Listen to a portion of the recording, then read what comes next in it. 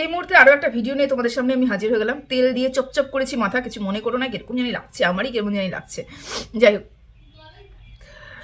তো আলটিমেট দেবলিনার তরফ থেকে ভিডিও একটা এসেছে। তো ও এটা বলেছে ওর এটা ফার্স্ট এবং লাস্ট স্টেটমেন্ট, তাই তো? ভালো কথা। ওর সমস্ত কথাগুলো শুনে আমার যা মনে হয়েছে, আমি আজকে সেই বিষয় নিয়ে একটু আলোকপাত করব তোমাদের মধ্যে। তার আগে বলে রাখি, তোমাদেরকে এটা বুঝতে হবে যে ওয়াইটি, ফেসবুক, তোমার ইনস্টাগ্রাম, যে কোনো সোশ্যাল মিডিয়া সাইটই হোক না কেন, এটা একটা কোর্ট নয়। আর আমরা এখানে জাজমেন্ট দিতে বসিনি। আমি তো বিশেষ করে আমি বলবো যে আমি একটা কন্ট্রোভার্সি ক্রিয়েটার এবং এটা আমার চ্যানেল। এখানে এই চ্যানেলের মাধ্যমে আমি আমার মনের কথাগুলো ব্যক্ত করতে পারি এবং ব্যক্ত করি। তোমাদেরকেও দেখতে হবে, সমালোচনা হিসাবেই দেখতে হবে। এটাকে জাজমেন্ট বলে আমরা কোনো মতে কোনোদিনও প্রেজেন্ট করিনি বা করতে পারি না। সোশ্যাল মিডিয়াটা কোনো কোর্ট নয়, এখানে শুধুমাত্র সমালোচনা হবে। যাদের চ্যানেল পরিবারের থেকে এই ঘটনাগুলো ঘটছে, তারা কেন এগুলো ঘটাচ্ছে, কেন এগুলো বলছে, কোর্টের কাছে গিয়ে কেস না করে কেন যে সোশ্যাল মিডিয়াতে সে এত কেচ্ছা লটালো, সেটাই আমার এখনো জানার বিষয়। যাই হোক, বাদ দিলাম সেই বিষয়টা নিয়ে, নাহলে পরেই আলোচনা করব। এই মুহূর্তে আলোকপাত করছি দেবলিনার কথার মধ্যে। সে সুস্থ হয়ে উঠেছে, সে ভালো হয়ে উঠেছে, সে সুস্থ আছে, এটা দেখে ভীষণ ভালো লাগছে। শুধু অবাক হচ্ছি দুই একটা বিষয় নিয়ে অবাক হচ্ছি। যেখানে ডক্টর বলেছিল তার হাতে মোবাইলটা দিতে না, যেখানে ডক্টর বলেছিল ওর আশেপাশে লোক সবসময় যেন থেকে থাকে, ও মেন্টালি স্থিতি ও ঠিক নয়, সাইকিয়াট্রিস্টও দেখিয়েছিল, যে দিদির কথা অনুযায়ী। তারপরে হচ্ছে বলেছিল যে সবসময় যেন দিদিকে ওর আশেপাশে থাকতে, পরিবারের লোককে আশেপাশে থাকতে, মোবাইল থেকে বহু দূরে ওকে রাখতে। অথচ আজকে যখন দেবলিনা, গতকাল রাতে যখন দেবলিনা ভিডিওটা আপলোড করলো, তখন আমি যতটুকু বুঝলাম ওর কথা শুনে, ও মানে টোটাল ইন ডিটেলসে সব কিছু বলে দিল। কে কিভাবে কাকে কোন জায়গায় কমেন্ট করছে, কাকে নিয়ে কে কি বক্তব্য রাখছে, ওকে নিয়ে মানুষের কি বক্তব্য আছে, সমস্ত কিছু ও বলে দিল। তাহলে কি বলবো যে ওর কাছ থেকে ফোনটা আলাদা করা হয়নি? বলবো কি যে আমি কি এটা ধরে নিতে পারি যে দেবলিনা কোনোদিনও ফোনের আড়ালে থাকেইনি, ওকে ফোনের কাছ থেকে দূরে রাখা হয়নি? ও যা দেখছিল, যা আমাদের সোশ্যাল মিডিয়াতে ওর এই ঘটনাটার পরে যা যা ঘটেছিল, সমস্ত ঘটনাটা ওর নখদর্পণে আছে। এত সুন্দর করে ডিটেলসে ও তুলে ধরলো যে ওকে নিয়ে কে কি ধরনের কথা বলছে, সুন্দর করে তুলে ধরলো। এটা কি এই মুহূর্তে খুব বেশি জরুরি ছিল, যেখানে ডক্টর বলেছিল যে ওকে এই জায়গাটাতে আনতে না, ওর হাতে ফোনটা দিতে না? কোন কথার সাথে কোন কথা, তোমরা কোনো কথার সাথে কোনো কথার তোমরা মিল কি পাচ্ছ? আমি পাচ্ছি না, আমি মিল পাচ্ছি না।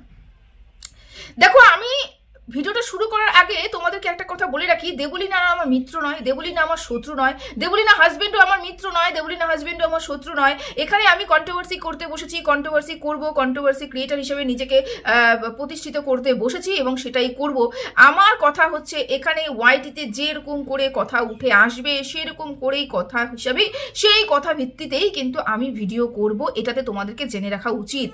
কেউ এটা বলতে এসো না তুমি একতরফা কথা আমি এখানে বলছি না, তো কোনো স্টেটমেন্ট আমি দিচ্ছি না, কোনো স্টেটমেন্ট এখানে দিচ্ছি না। এখানে আমি কি বলেছি দুপক্ষের কথা না শুনে আমি কোনো স্টেটমেন্ট দিতে পারি না। বক্তব্য তো অবশ্যই রাখবো, যখন যেরকম ভিডিও উঠে আসবে তার উপরে ভিত্তি করে আমি বক্তব্য রাখবো, কিন্তু কে ভালো কে খারাপ এই স্টেটমেন্ট আমি দিতে পারবো না। তার কারণ আমি এক পক্ষের কথা শুনছি, আমি দুপক্ষের কথা শুনিনি।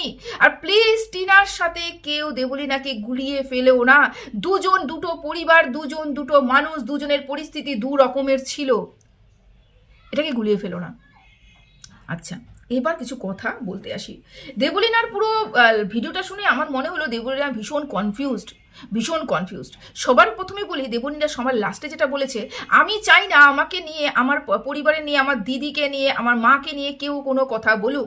যদি তুমি সত্যি এটা নাই চাইতে, তাহলে তোমার উচিত ছিল তোমার এত বড় কাজটা করতে না। তোমার প্রথমেই উচিত আমার এত বড় কাজটা না করা।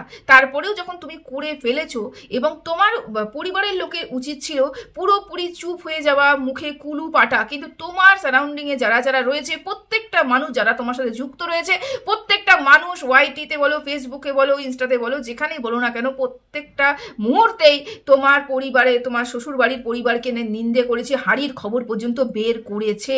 তাহলে যখন সোশ্যাল মিডিয়াতে কোনো কথা উঠে এসেছে, সেই সোশ্যাল মিডিয়ার কথা প্রত্যেকটা পাবলিক যে বলবে, প্রত্যেকটা কন্টেন্ট ক্রিয়েটার যে বলবে, এটাই বাস্তব কথা, এটাই বাস্তব কথা। মানে ওয়াইটিতে কথা উঠে আসবে এবং মানুষ বলবে না, এই আশাটা কথা করাটাই বৃথা। বুঝতে পেরেছো? যাই হোক, বাদ দিলাম সেই কথাটা। তোমার কথা, তুমি যে বললে যে আমাকে নিয়ে কেউ কথা না বলুক, তাহলে সবার আগে তোমাদেরকে নিজেকেই চুপ হতে হবে। তোমাদের নিজেকেই চুপ হতে হবে, যেটা তোমরা কোনোদিনও করোনি। যখন থেকে ঘটনাটা ঘটেছে, তোমরা প্রত্যেকটা মানুষই কিন্তু ভেতরে, মানে তুমি বাদ দিয়ে, আজকে তুমিও বলতে শুরু করলে, কিন্তু তোমার পুরো পরিবারের লোক কিন্তু তোমার শ্বশুরবাড়ির লোককে হেনস্থা করেছে, কোনো না কোনো দিক থেকে হেনস্থা করেছে। এবার আসি তোমার দ্বিতীয় কথা। তুমি ভীষণ পরিমাণে ফিল্মি, তুমি তুমি ফিল্ম দেখে, প্রচুর পরিমাণে ফিল্ম দেখে বড় হয়েছো, ভীষণ পরিমাণে তুমি ফিল্মি। সেই কারণে তোমার তুমি চেয়েছিলে সবাইকে একসাথে নিয়ে চলতে। আমি বলি কি, তোমার এই কথাগুলোর মধ্যে আমি তোমার মধ্যে ম্যাচুরিটি লেভেলটা একদমই দেখতে পেলাম না। 28 বছর বয়সী একটা মেয়ে, কি বলবো, তার মুখে এই ধরনের কথা আমার মানায়, আমি আশা করতে পারিনি। আমি ভেবেছিলাম তুমি যথেষ্ট ম্যাচিউর একটা পার্সন, কিন্তু না। কারণ জীবনটা ফিল্ম দিয়ে চলে না। ফিল্ম আমাদের জীবনে একটা পার্ট মাত্র। হ্যাঁ, আমাদের কি বলবো, উৎসাহ প্রদান করে। আমাদের মনে যে খামতিগুলো, আমাদের মনে যে খামতি থাকে, বা আমাদের মনে যেগুলো ইচ্ছে থাকে, যে ইচ্ছেগুলো কোনোদিন পূরণ হয় না, সেই জায়গাটা থেকে কিন্তু আমরা ফিল্মের প্রতি আকৃষ্ট হই। যেমন কোনো ফিল্ম বা কোনো ডেলি শো যখন দেখায় না, খুব রোমান্টিক ডেলি শো দেখায়, আমরা কিন্তু আকৃষ্ট হই তার প্রতি। তার কারণটা কি বলতো, আমরা জীবনে সেই জিনিসগুলো পাই না। জীবন একটা জীবন, আর ফিল্ম হচ্ছে একটা ফিল্ম। রিল এবং রিয়েলের মধ্যে তুমি পুরোপুরি গুলিয়ে ফেলেছো। রিল আলাদা, রিয়েল আলাদা। রিল হচ্ছে যেটা আমরা আমাদের জীবনে পাই না। যেমন আমার হাজবেন্ড আমাকে কোলে তুলে নিয়ে নাচবে, আনন্দ করবে, তারপরে ঘুরতে নিয়ে যাবে, ডেটে নিয়ে যাবে, লং ড্রাইভে যাবে, গোলাপ ফুল এনে হাঁটু গেড়ে গোলাপ ফুল দেবে, না রোমান্টিক একটা ব্যাপার। সেগুলো আমার জীবনে ঘটেনি, তার মানে কি আমি আমার সংসারটা ছেড়ে বেরিয়ে যাব? আমি ফিল্মি, হ্যাঁ, বাস্তব জীবনেও আমি ভীষণ ফিল্মি, আমি ভীষণ পরিমাণে রোমান্টিক, আমি ভীষণ পরিমাণে ফিল্মি, কিন্তু আমার হাজবেন্ড তা নয়। আমার হাজবেন্ড পুরোপুরি বিপরীত পক্ষ। তাই বলি আজকে 14 বছর ধরে কি আমি সংসার করতে পারছি না, সংসার করিনি? কেন, আমাদেরকে বুঝতে হবে আমাদের কোন জায়গাটা ফিল্ম আসতে পারে, কোন জায়গাটা আমি ফিল্মি হতে পারি, কোন জায়গাটা আমার জীবনটা পুরোপুরি প্র্যাকটিক্যাল এবং ফিল্মের মধ্যে আমার পার্থক্যটা বুঝতে হবে। তুমি পুরোপুরি ফিল্মি, তোমার হাজবেন্ড পুরোপুরি প্র্যাকটিক্যাল। তোমাকেও সেই পথে চলতে হবে। জীবন কোনোদিনও বই সংক্রান্ত ভাবে সিনেমা দিয়ে চলে না, কোনো দিনও চলে না। ম্যাচুরিটি লেভেলটা তোমার ভীষণ পরিমাণে লো, আমি যেটা দেখতে পেলাম। আমরা কল্পনা করি, কল্পনাতে বাঁচতে কিন্তু আমরা পারি না। আমরা কল্পনা অনেক কিছু করি, কিন্তু কতগুলো কল্পনা আমাদের জীবনে ফুলফিল হয়? হয় না তো, হয় না। তাই বলে কি আমি আমার জীবন ছেড়ে দিয়ে বেরিয়ে যাব? না, এটা তো বোকামির কাজ। তুমি বলছো, তোমার কথা অনুসারে আমি বলছি, আজকে কথাগুলো যা যা বলছি সব তোমার কথা অনুসারে। আমি ফিল্ম দেখি কারণ আমি আমার জীবনে সেই আক্ষেপগুলো রয়ে গেছে আমার জীবনে, যেটা আমার হাজবেন্ড আমার সাথে করে না। আমি ফিল্ম দেখে আনন্দ উপভোগ করি, কাশ এটা হতো, কাশ ওটা হতো, কিছু এটা কিন্তু কিছু একটা পার্ট, আমার জীবন নয়। কিছু মুহূর্ত, যে মুহূর্ত ভালো লাগাগুলো আমি ফিল্মের মাধ্যমে নিজেকে উপভোগ করি, ব্যাস অতটুকুই স্টপ রাখা উচিত। ওটাকে আমার জীবনে নিয়ে এসে আমার হাজবেন্ডকে সেই ফিল্মের ধাঁচে ঢেলে কোনো মতে জীবন চলতে পারে না। আজকে তুমি বলছো যে আমি বেঁচে গেছি, অনেকের খুব আপত্তি, খুব কষ্ট হচ্ছে যে আমি বেঁচে গেছি। না, তুমি বেঁচে গেছো, এটাতে মানুষের কষ্ট একদমই হয়নি। তুমি বেঁচে গেছো, প্রত্যেকটা মানুষ আনন্দ করেছে। কষ্টটা এই জায়গায় হয়েছে যে তুমি একটা মেয়ে যে জীবনে এত বড় একটা সাকসেস পেয়েছো, বা তুমি জীবনে এত কষ্ট করে এই জায়গাটাতে পৌঁছেছো, সেই মানুষটা তুমি এই মুহূর্তে দাঁড়িয়ে এত বড় একটা পদক্ষেপ নিয়েছো, যেখানে তোমার মাকে ছাড়তে বলা হয়েছিল, তুমি সেই পদক্ষেপটা নিয়েছো যেখানে তুমি মাকে ছেড়ে চলে যাচ্ছিলে।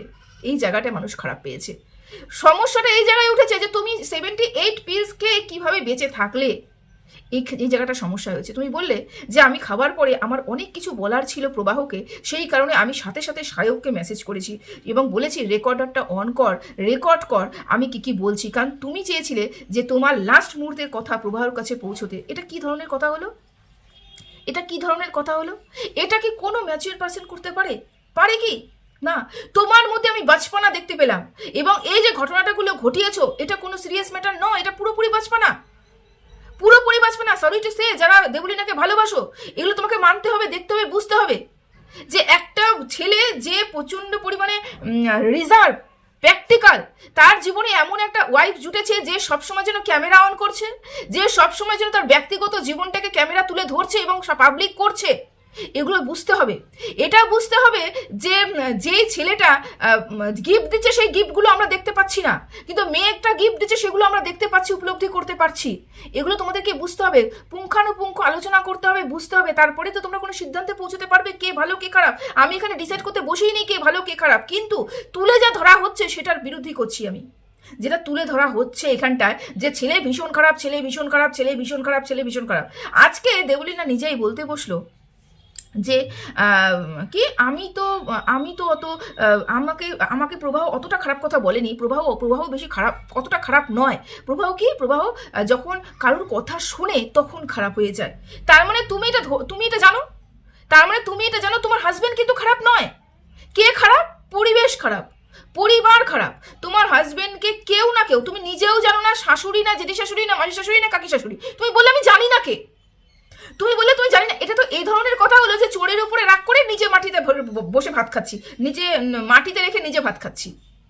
তুমি জানো না কে যে প্রবাহের কান ভরছে, এবং প্রবাহ কান যখনই ভরছে তখনই তোমার কাছে এসে প্রবাহ খারাপ ব্যবহার করছে, এবং যখনই প্রবাহ কারোর কথা শুনছে না তখন তোমার সাথে ভালো ব্যবহার করছে। তার মানে তুমি এটা জানো যে প্রবাহ ছেলেটা খারাপ নয়। তুমি বুঝতে পারছো যে তোমাকে নিয়ে কেউ কান ভরার পরে প্রবাহ খারাপ হচ্ছে। তাহলে প্রবাহকে ছেড়ে আসার সিদ্ধান্তটা বা এত বড় একটা রাস্টিক স্টেপ নেওয়ার আগে তোমাকে আরো কয়েকবার চিন্তা করতে হতো না? কেন বললাম রাস্টিক স্টেপ কেন বললাম? তার কারণ প্রথমত কথা, তুমি জীবন ছেড়ে চলে যাচ্ছিলে একটা মানুষকে বোঝানোর জন্য যে আমি ওকে কত ভালোবাসি, এটা বোঝানোর জন্য জীবন ছেড়ে চলে যাচ্ছিলে। দ্বিতীয়ত কথা, যখন তুমি জীবনটা ছাড়তে যাচ্ছিলে, তুমি জানো তুমি একটা সেলিব্রিটি, এবং তুমি যখন এই সুসাইড করা এই ধরনের কাজগুলো করবে, আত্মহননের চেষ্টাটা করবে, তখনই কি হবে? তখনই তোমার পরিবারের লোক, তোমার শ্বশুরবাড়ির লোককে, তোমার পরিবারের লোক যদি শ্বশুরবাড়ির লোককে বদনাম নাও করে, মিডিয়া এসে তোমার শ্বশুরবাড়ির লোকের উপরে আঙ্গুল তুলবে, কেন একটা মেয়ে বিয়ের 1 বছরের মাথায় এরকম ধরনের পদক্ষেপ নিল, এটা বলবে। এবং তার জন্য বদনামটা কার হবে? আমার শ্বশুরবাড়ির লোকের হবে। এই কথাটা তোমার আগে চিন্তা করা উচিত ছিল। তুমি যদি সত্যি সত্যি প্রবাহকে ভালোবাসতে, তুমি যদি চাইতে, এখনো তুমি বলছো যে আমি এখনো অপেক্ষা করছি প্রবাহ ফিরে আসুক, আমাকে দুটো মেসেজ করুক, কল করুক, তাহলে তুমি কেন এই বড় একটা পদক্ষেপটা তুললে? শুধুমাত্র বাঁচপানার জন্য, শুধুমাত্র ছেলেটাকে বোঝানোর জন্য আমি তোমাকে কত ভালোবাসি, দেখো আমি জীবন ছেড়ে দিয়ে চলে যেতে পারি, এই কারণের জন্য? নাকি তুমি চাইছিলে যে আমি এটা করে প্রবাহকে কোনো দবাব সৃষ্টি করতে পারবো, তারপরে তুমি এখানে এসে কাঁদছো আর বলছো যে আমি ছেলেটাকে ভালোবাসি? ছেলেটার মান সম্মান কোনো জায়গায় রেখেছো? ছেলেটার মান সম্মানটা কি কোনো জায়গায় রেখেছো? তুমি যে কাজটা করেছো তারপরে তোমার পরিবারের লোক কোনো জায়গায় ছেলেটাকে বদনাম করতে কি ছেড়েছে? যদি সবাই মুখে কুলু পাঠতে বলতে অন্য কোনো কারণে হয়েছে, আমার শ্বশুরবাড়ির জন্য নয়, তাহলেও আজকে হয়তো প্রবাহ তোমার কাছে একবার হলেও খোঁজ নিত তোমাকে। ভালোবাসা, দেখো, ভালোবাসা জোর করে পাওয়া যায় না, ভালোবাসা জোর করে পাওয়া যায় না, ভালোবাসা জোর করা জিনিস নয়, ওটা ভেতর থেকেই আসে। যদি তোমার প্রতি প্রবাহের ফিলিংস থাকতো, প্রভাব ফিরে আসতো, ফোন করতো। কিন্তু সিচুয়েশনটা তুমি এমন তৈরি করে ফেলেছো যে ওই মানুষটাকে না চাইতে হলেও মানুষটা তোমার সাথে যোগাযোগ করতে পারছে না, কারণ সেই মানুষটাকে যখন তোমার বাড়ির লোক কল করেছে, তার মানে সেই মানুষটার মাথার মধ্যে তোমার প্রতি একটা বিতৃষ্ণা জন্মেছে, রাগ জন্মেছে, কিছু না কিছু হয়েছে, মনোমালিন্য হয়েছে, কিছু না কিছু তো হয়েছে। না হলে তুমি যেখানে বলছো প্রবাহ তোমাকে বলতো আমাকে তুমি ছেড়ে যাবে না তো, আমাকে তুমি ছেড়ে যাবে না তো, সেই ছেলেটা কেন রাত্রি 3টার থেকে সকালবেলা অবধি যে তোমার ছেলেটাকে ফোন করা হয়েছে যখন তুমি হসপিটালাইজ ছিলে, তখন তোমার ফোনটা তোমাদের পরিবারের ফোন ধরলো না? তার মধ্যে কিছু না কিছু তো তোমাদের মধ্যে গন্ডগোল হয়েছে, যার কারণে, যার রাগের কারণে প্রবাহ তোমাদের ফোনটা ধরেনি। তারপরে তোমরা কোনো অপেক্ষা না করে, তাদের কোনো তাদের কি বলবো মান সম্মানের চিন্তা না করে, কিছুই না করে একের পর এক ভিডিও নামিয়েছো, একের পর এক তার ভিতরে খবর রিভিল করেছো, একের পর এক লাইভ করেছো। তুমি শুধু করনি, তোমাদের প্রত্যেকটা, তোমার আশেপাশে যত মানুষ আছে প্রত্যেকটা মানুষ করেছে। তাতে কি হলো? তাতে ছেলেটার মান সম্মানটা নষ্ট হলো। এবং যখন মান সম্মানটা শেষ হয়ে গেল না, ওই ছেলেটা ফিরে আসার কথা কল্পনাও করতে পারবে না, যেখানে ছেলেটার মান সম্মানই থাকলো না, পরিবারের মান সম্মানটা থাকলো না। বুঝতে পেরেছো? তুমি কি করেছো তুমি বুঝতে পেরেছো? তুমি বললে আমি অন্যায় করেছি, শুধু এটা কি অন্যায় করেছো? তুমি তুমি যেরকম নিজের উপর অন্যায় করেছো, যেরকম সমাজের জন্য খারাপ বার্তা প্রদান করেছো, সেরকমই তুমি ছেলেটার পরিবার, যাকে তুমি ভালোবাসার দাবি করছো, সেই ভালোবাসার মানুষের পুরো পরিবারকে বদনাম করে ছেড়ে দিয়েছো। তুমি জানো তুমি কি করেছো? আর আজকে এসে বলছো যে আমি বেঁচে গেছি, সবার খারাপ লাগছে, আমি অমুক সমুক, কি কাকে জানি বলছিলে, ওই আমাদের নন্দিনী ম্যাডামকে বলছিলে। কি বললে? আপনি কি কাউকে ভালোবাসেন না? আপনি কি কাউকে ভালোবাসেননি কোনোদিন? আপনি কি জানেন না যে ভালোবাসার মানুষকে ছেড়ে আসতে কতটা কষ্ট হয়? আমার ডায়েরিতে ভালোবাসার মানে ভালোবাসাতে ঢোকা আছে, বেরিয়ে আসা নেই। এটা বোকামির কথা হলো না? এটা তো বোকা বোকা কথা হলো না? আমাদের জীবন অনেক বড়। আমাদের জীবনে ভালোবাসাটা শুধুমাত্র একটা পার্ট। আমাদের জীবনে ভালোবাসাটা একটা পার্ট। কিছু বছর আমাদের জীবনে ভালোবাসাটা থাকবে, ভালোবাসাটা একটা পার্ট। ভালোবাসাটাই জীবন হতে পারে না। জীবনে অনেক কিছু আছে করার জন্য। ভালোবাসাকে আঁকড়ে ধরেই শুধু জীবনে পড়ে থাকবো তা নয়, ভালোবাসাটা একটা পার্ট আমাদের জীবনে। অবশ্যই তার একটা প্রয়োজনীয়তা আমাদের জীবনে রয়েছে, কিন্তু ভালোবাসার জন্য আমি মানুষটাকে ভালোবাসি বলেই আমি সে আমার উপর অত্যাচার করছে, সে আমার উপর মানসিক অত্যাচার করছে, সে আমাকে বাড়ি থেকে বের করে দিচ্ছে, সে সবার সামনে আমাকে আমার মার কাছ থেকে আলাদা করে দিচ্ছে, সে আমাকে পাত্তা দিচ্ছে না, সে আমাকে অপমান করছে, সে আমাকে কোনো গিফট করছে না, তারপরেও সেই মানুষটাকে ভালোবাসি বলে এই মানুষটাকে ছেড়ে আসতে পারবো না? আরে আমি তো তখনই ছেড়ে আসবো যখনই দেখবো যে আমার মান সম্মানটা শেষ, আমার কোনো অস্তিত্ব তার কাছে নেই। আমার অস্তিত্ব বলতে তার জীবনে কোনো কিছু নেই। আমি আছি বা নেই, তার জীবনে কোনো মূল্য নেই। তাহলে আমি তো আমার মান সম্মানটা সবার আগে, তারপরে ভালোবাসা। আমার মান সম্মান, আমার আত্মমর্যাদাটা সবার আগে, তারপরে ভালোবাসা। যখনই দেখবো যে আমি যাকে যতই বেশি ভালোবাসুক তার চোখে আমার জন্য ভালোবাসা নেই, আমি সেই জায়গায় টিকবো না, আমি থাকবো না, আমি বেরিয়ে আসবো। তার জন্য আমি জীবন দিয়ে দেবো, তার জন্য আমি জীবন দিয়ে দেবো আর বলবো আমার জীবনে ভালোবাসা থেকে বেরিয়ে আসা নয়। তাহলে এটা কি? তাহলে এটা কি? ভালোবাসা থেকে বেরিয়ে আসা নয়, অথচ ভালোবাসার মানুষকে বদনাম করা। আজকে তোমাদের খুব খারাপ লাগবে, ভাববে তুমি একটা মেয়ে হয়ে গিয়ে কিভাবে বলছো।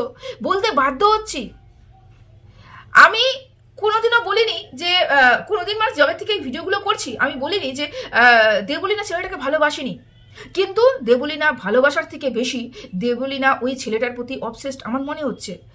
ও ছেলেটাকে যতটা বেশি ভালোবাসে, তার উপরে মেন্টালি তারপরে ভীষণ পরিমাণে আমার মনে হচ্ছে যে ওকে একটা সাইকিয়াট্রিস্টের ভীষণ পরিমাণে প্রয়োজন, ওর কাউন্সিলিংয়ের ভীষণ পরিমাণে প্রয়োজন রয়েছে। ও এতটা বেশি ফিল্মি হয়ে গেছে, ও এতটা বেশি রোমান্টিক হয়ে গেছে, ও ভেবেছে জীবনটা হয়তো এরকমই চলবে। ও প্র্যাকটিক্যাল জীবন দেখেইনি নাকি? ও তো বলেছে আমি জীবনে অনেক স্ট্রাগল করেছি। যারা স্ট্রাগল করে বড় হয় তারা কোনোদিনও এতটা রোমান্টিক হতে পারে না বা এতটা ফিল্মি হতে পারে না। ফিল্মি তারাই হয় যারা আহ্লাদে বড় হয়েছে, বলে পুরোপুরি প্যাম্পার করে যারা যে বেবিগুলো বড় হয়েছে তারাই এতটা ফিল্মি হতে পারে, তারা সমস্ত কিছু ফিল্মি চিন্তা করতে পারে। কিন্তু যারা কষ্ট করে স্ট্রাগল করে বড় হয়েছে তারা বাস্তবের মাটির থেকে উঠে এসেছে, তারা বাস্তব চেনে, বাস্তব জানে, তারা কোনো দিনও এটা হতে পারে না। আমি ভেবেছিলাম ওর মধ্যে এতটুকু হলো এই প্র্যাকটিক্যাল চিন্তাভাবনাগুলো থাকবে, কিন্তু ওর মধ্যে নেই। ওর কথা শুনে তো আমি অবাক হয়ে গেলাম যে ও মানে এখনো পর্যন্ত বলছে যে আমার কাছে প্রভাব ফিরে আসো। কিভাবে ফিরে আসবে? যেখানে ওর মা, ওর দিদি প্রভার পুরো পরিবারকে এরকম করে ধুইয়ে দিল, সেখানেও বলছে প্রভাব আমার কাছে ফিরে আসো, প্রভাবকে আমি ভালোবাসি। একটা ছেলেকে পুরোপুরি আমি সোশ্যাল মিডিয়াতে বদনাম করে দেওয়ার পরে আমি বলবো ছেলেটাকে আমি ভালোবাসি, ছেলেটা ফিরে আসবে এই আমি আশা করব। আবার এখানে বলছে প্রভাব অতটা খারাপ নয়, যে প্রভাব কান যখন পড়ে তখন প্রভাব খারাপ হয়ে যায়। তাহলে তুমি যখন জানো প্রভাব খারাপ না, তাহলে তুমি কেন প্রভাবের পাশে ঢাল হয়ে দাঁড়াওনি? আরেকটা কথা, এরা যারা ভাবছো যে বিয়ের 1 বছরেই ছেলে তোমার মতন করে তৈরি হয়ে যাবে, এটা হতে পারে না। একটা মেয়েও যেমন বিয়ের পরে বৌমা হতে 5 বছর সময় লাগে, সেরকম একটা ছেলেও কিন্তু পুরোপুরি স্বামী হিসেবে নিজেকে মানে স্ত্রীর প্রতি টান আনতেও কিন্তু কমপক্ষে 4-5 বছর সময় লাগে। কেন? মা ছোট থেকে বড় করেছে ছেলেটাকে, মার প্রতি তার একটা আকর্ষণ কিন্তু থেকেই থাকবে। আমি বলিনি কোনোদিনও ছেলেটা মাকে ছেড়ে চলে যাবে, না এরকম না, কিন্তু মায়ের কথা থেকে বউয়ের কথা অব্দি আসতে যে সময় সীমাটা আছে, সেই সময়টা কিন্তু প্রত্যেকটা মানুষকে দেওয়া উচিত। বিয়ের 1 বছরের মাথা তুমি ভাবতেই পারো না যে কোনো ছেলে আমার প্রতি এতটা বেশি হয়ে যাবে, মার কথা শুনবে না, সব আমার কথা শুনবে। বা কোনো স্বামীও ভাবতেই পারবে না যে বিয়ের 1 বছরেই মেয়ে তার মাকে ভুলে যাবে এবং আমার কাছে চলে আসবে। এটাও সেরকম ভুল কথা। বাস্তবটা চিন্তা করতে হবে, বাস্তবটা জানতে হবে যে যেই মানুষটা যেখানে 25 বছর 28 বছর ছিল, 27 বছর ছিল, সেই মানুষটা কিন্তু ওই জায়গাটাকে ছেড়ে আসতেও সময় লাগবে 4-5 বছর। সেরকম এই ছেলেটাও কিন্তু মার কথা একটু অমান্য করতে, বউয়ের কথা একটু আগে মানে শুনতে এখানেও কিন্তু একটু সময় লাগবে। হঠকারিতার সিদ্ধান্তের জন্য আজকে যেরকম তোমার সম্পর্ক নষ্ট হয়েছে, এই সম্পর্ক ঠিক হলেও হতে পারতো, কিন্তু হঠকারিতার সিদ্ধান্তের জন্য নষ্ট হয়েছে। তুমি যদি এই কাজটা না করতে, যেরকম তোমার মান সম্মানটা বজায় থাকতো, সেরকম তোমাকে নিয়েও কারো নোংরা কথা বলতে হতো না, তোমার চরিত্র নিয়েও কোনো নোংরা কথা বলতো না কেউ, তোমার বান্ধবীকে নিয়ে বন্ধুকে নিয়েও কেউ নোংরা কথা বলতো না, তোমার মাকে নিয়েও কারো প্রশ্ন তুলতো না। তোমার দিদি কেমন দিদি, তার কি তোমার মা কি তোমার বাবার কি আগের পক্ষের দিদি কি না, তোমার বাবার পরিবারের সম্বন্ধেও কেউ প্রশ্ন তুলতো না। যা হয়েছে তোমার কারণেই হয়েছে, এটা তোমাকে মানতে হবে। এবং আমার মনে হয় তোমার ভীষণ পরিমাণে কাউন্সিলিংয়ের দরকার। এরকম করে জীবন চলতে পারে না। জীবন ভীষণ পরিমাণে কঠিন বাস্তব, এই বাস্তবটাকে আমাকে বুঝতে হবে, জানতে হবে, তাহলে জীবনের পথে এগিয়ে যেতে পারবে। বাস্তব মানে কি বলবো বলো তো, মানে কেউ আমাকে ভালোবাসে না, আমি জীবন দিয়ে বোঝাতে চাইলাম যে আমি ওকে ভালোবাসি। আরে যে আমাকে বেঁচে থাকেই বুঝলো না, সে আমি মরে গেলে আমাকে বুঝবে নাকি? জীবন থেকে আমাকে দেখিয়ে দিতে হবে যে আমি ওকে ভালোবেসেছিলাম, তুমি আমাকে রাখতে পারোনি, এবং তোমার জীবনে এই অপূর্ণতা থেকে যাবে। এখনো বলছে আমি ওকে ভালোবাসি। এটা কিরকম ভালোবাসা? শ্বশুরবাড়ির লোককে পুরোপুরি বদনাম করে দিয়ে এরকম কিরকম ভালোবাসা? আমার মনে হয়, বললাম আবার, উনার একটু সাইকিয়াট্রিস্টের প্রয়োজন রয়েছে, কাউন্সিলরের প্রয়োজন রয়েছে, ভীষণ পরিমাণে কাউন্সিলিংয়ের দরকার রয়েছে, ওষুধের দরকার রয়েছে, রেস্টের দরকার রয়েছে, সাথে মোবাইলটা থেকে দূরে থাকার ভীষণ পরিমাণে দরকার রয়েছে। জীবনে যদি এগিয়ে যেতে চায় তাহলে এটা হবে। আর ভালোবাসা এটাকে বলে না, এটাকে ভালোবাসা বলে না। ছেলেটার পক্ষ থেকে যদি কথা বেরিয়ে আসে, তারপরে আমরা ডিসাইড করব কেন হলো, কেন একটা ছেলে তার শাশুড়ি মাকে পছন্দ করছে না, শাশুড়ি মাকে তার মেয়ের কাছ থেকে দূরে সরাতে চাইছে, কেন এটা হচ্ছে, কেন এত কিছু হওয়ার পরেও ছেলেটা কল করলো না, কল ধরলো না। এটা ছেলেটার পক্ষ থেকে তো শোনা প্রয়োজন রয়েছে। একতরফা শুনে আমরা কোনোদিনও বলতে পারি না ছেলেটা একদম পুরোপুরি দোষী বা আমার মেয়েটা নির্দোষ, বা বলতেও পারি না মেয়েটা সম্পূর্ণ দোষী ছেলেটা নির্দোষ। আমরা এখানে কন্ট্রোভার্সি করতে বসেছি, এবং আমি জানি না আমার কথা কার ভালো লাগবে কার খারাপ লাগবে, এটাই বাস্তব কথা। ভিডিওটা অনেক বড় হয়ে গেল, চলো এখানে রাখলাম। সবাই ভালো থেকো, সুস্থ থেকো, টাটা।